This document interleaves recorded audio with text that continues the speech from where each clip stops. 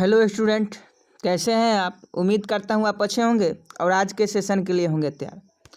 आज के क्लास में हम लोग पढ़ेंगे ठोसों की द्रव में विलयता तथा प्रभावित करने वाले कारक, solubility and factors of solid in liquid. आज हम लोग ठोस में देखेंगे द्रव में विलयता और उसके प्रभावित करने वाले कारक।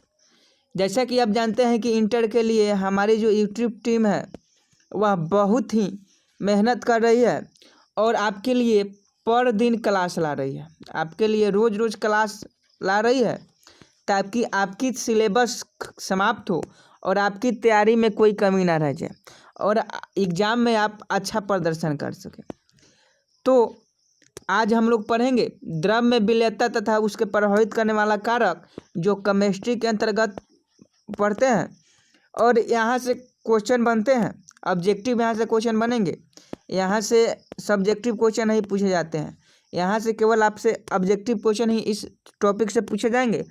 तो इसलिए हम आज इस टॉपिक को लेकर आए हैं ताकि ऑब्जेक्टिव क्वेश्चन आपसे छूटे नहीं। और वीडियो में मैं यही उम्मीद करता हूं कि आप शुरू से लेकर अंत तक देखिएगा और आप जब भी वीडियो देखिएगा आपके पास कॉपी और कलम लेकर ही वीडियो देखिएगा और हम जैसे जैसे बोलेंगे वैसे वैसे आप नोट करते चलिएगा ताकि बाद में आपको वीडियो देखने की ज़रूरत ना पड़े, आप कॉपी देखकर भी इसे याद कर सकते हैं।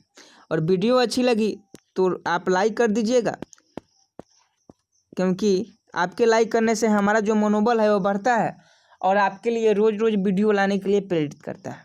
और अभी आप चैनल पर हमारे नए हैं और चैनल को सब्सक्राइब नहीं किए हैं तो सब्सक्राइब कर बेल आइकन को प्रेस कर लीजिएगा ताकि अगला वीडियो जब भी हम अपलोड करें उसका नोटिफिकेशन आप तक पहुंच सके।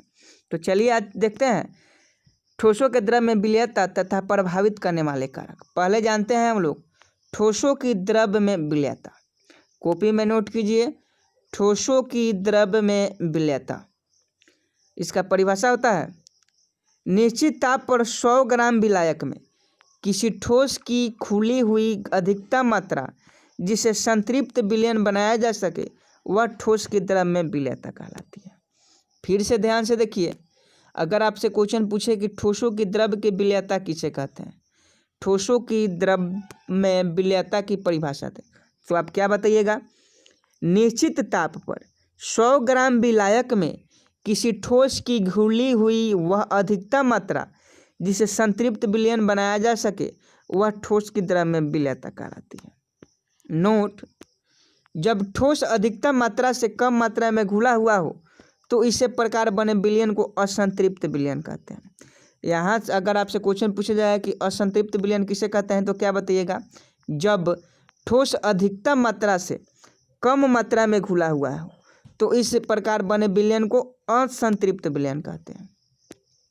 नोट, जब ठोस कुछ अधिकतम मात्रा में घुला हुआ हो तो इस प्रकार बने विलयन को अति संतृप्त विलयन कहते हैं। तो जब ठोस अधिकतम मात्रा से कम मात्रा में घुला होगा तो उसे असंतृप्त विलयन कहेंगे और जब अधिकतम मात्रा से ठोस जो है अधिक मात्रा में घुला होगा तो उसे अति संतृप्त विलयन कहते हैं। तो आप यहाँ 3 चीज़ें सीखें। पहले सीखें कि ठोस की द्रव में विलयता क्या है। तो निश्चित ताप पर 100 ग्राम विलायकों में किसी ठोस की घुली हुई अधिकतम मात्रा जिसे संतृप्त विलयन बनाया जा सके वह ठोस की द्रव विलयता कहलाती है। दूसरा हम लोग जाने कि असंतृप्त विलयन किसे कहते हैं। तो जब ठोस अधिकतम मात्रा से कम मात्रा में घुला हुआ हो तो इस प्रकार बने विलयन को असंतृप्त विलयन कहते हैं। तीसरा हम लोग जाने कि जब ठोस कुछ अधिकतम मात्रा में घुला हुआ हो तो इस विलयन को फिर से हम पढ़ते हैं। तीसरा हम लोग जाने जब ठोस कुछ अधिकतम मात्रा में घुला हुआ हो तो इस प्रकार बने विलयन को अति संतृप्त विलयन कहते हैं। तो इस टॉपिक से हम लोग 3 प्रश्न क्लियर किए। पहला तो ठोसों की द्रव में विलयता क्या है, असंतृप्त विलयन, अति संतृप्त विलयन और संतृप्त विलयन। तो आपको अगर कहीं समझने में दिक्कत हो तो आप हमें कमेंट में पूछ सकते हैं, अन्यथा हम उदाहरण से आपको समझाने की प्रयास करते हैं। उसके कारक के बारे में जानते हैं कि ठोसों की द्रव में विलयता को प्रभावित करने वाला कारक कौन सा है। तो आप जानते हैं कि ठोसों की जो विलयता होती है वह विलय तथा विलायक की प्रकृति भी उससे प्रभावित करते हैं। तो आप पहला नोट कीजिएगा नंबर 1 देकर, विलय तथा विलायक की प्रकृति। समान को घोलता है, समान को घोलता है अतः आयनिक ठोस जैसे NaCl, KCl, Na2CO3 आदि जल जैसे ध्रुवीय विलायकों में घुल जाते हैं, जबकि सहसंयोजक ठोस जैसे नैप्थलीन, एंथ्रासीन आदि अध्रुवीय विलायकों को जैसे बेंजीन, CCl4 आदि में घुल जाते हैं। यहाँ समान समान का मतलब आप समझ रहे हैं। जैसे आप एक कहावत सुने होंगे कि लोहा लोहा को काटता है, वैसे ही आयनिक ठोस जो होते हैं वह आयनिक ठोस में ही घुलेंगे, और जो संयोजक ठोस होते हैं वह केवल सहसंयोजक ठोस में ही घुलेंगे। दूसरा इसको प्रभावित करता है ताप। वे ठोस जिन्हें जल में घुलने पर ऊष्मा बाहर निकलती है, वे ठोस जिन्हें जल में घुलने पर ऊष्मा बाहर निकलती है उनकी विलेयता ताप बढ़ाने से काम हो जाती है, जैसे CaO, Na2CO3 आदि। वे ठोस पदार्थ जिन्हें जल में घुलने पर ऊष्मा अवशोषित होती है उनकी विलेयता ताप बढ़ने से अधिक हो जाती है, जैसे NaCl, KCl, NH4Cl आदि। तो 2 पॉइंट देखे, पहले देखे इसके 2 कारक, पहले देखे विलेय तथा विलायक की प्रकृति, और दूसरा देखे हम लोग ताप।